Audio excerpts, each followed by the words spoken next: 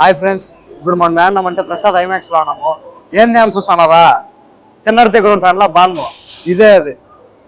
ఇక్కడ రండి చెప్తారు. దీన్ని చూసుకున్నట్లయితే ఇది ఒరిజినల్, ఇది డమ్మి.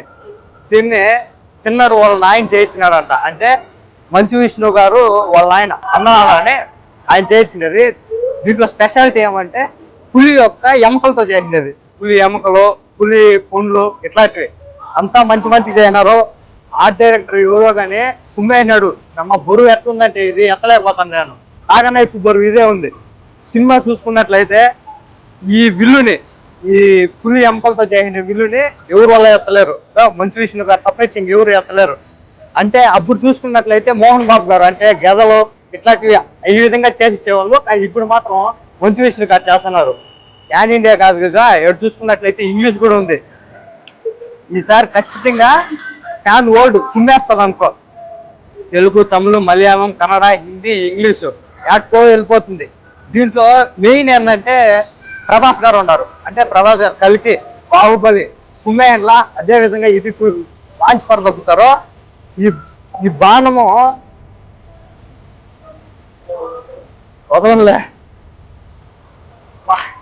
ఎంత వెయిట్ చూడండి. ఎత్తదాన్ని కాల చిన్నడు ఒకటే ఎత్తున్నారు. దీన్ని మామూలుగా ఉండదు అసలు. చిన్నడు పులిని చంపేదానికి పోతా ఉండేటప్పుడు పులిని చంపేస్తాడంట.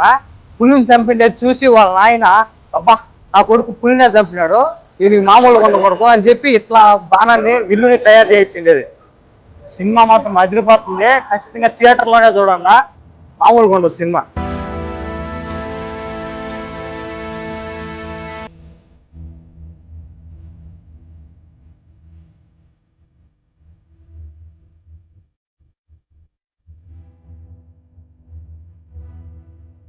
ఇదోనా చాలా బరువుగా ఉంది, పక్కన పెట్టాను. నేను చెప్పిన మ్యాటర్ అంతా ఏడుంది అంటే తిన్నడికి ఈ బాణము ఈ విల్లు ఎలాగొచ్చింది అది అంతా ఏడుంది. ఇక్కడ ఇంగ్లీష్ లో రాయినారు. దాని చేయని ఆయన కూడా ఇంగ్లీషే.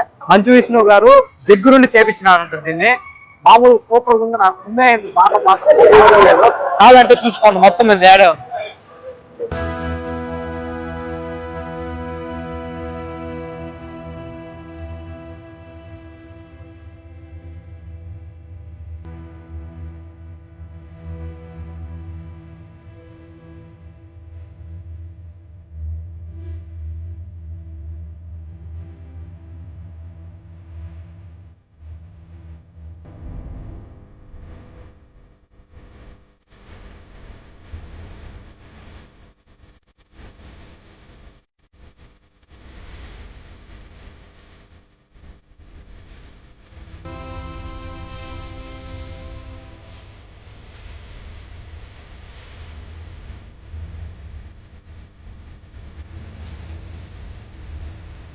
ఈయన మంచు విష్ణు గారు ఇక్కడ బాణం పట్టుకునేది చూస్తుంటే అప్పుడు ప్రభాస్ గారు బాణం ఎట్లా పట్టుకున్నారో సేమ్ అదే విధంగా పట్టుకున్నారు.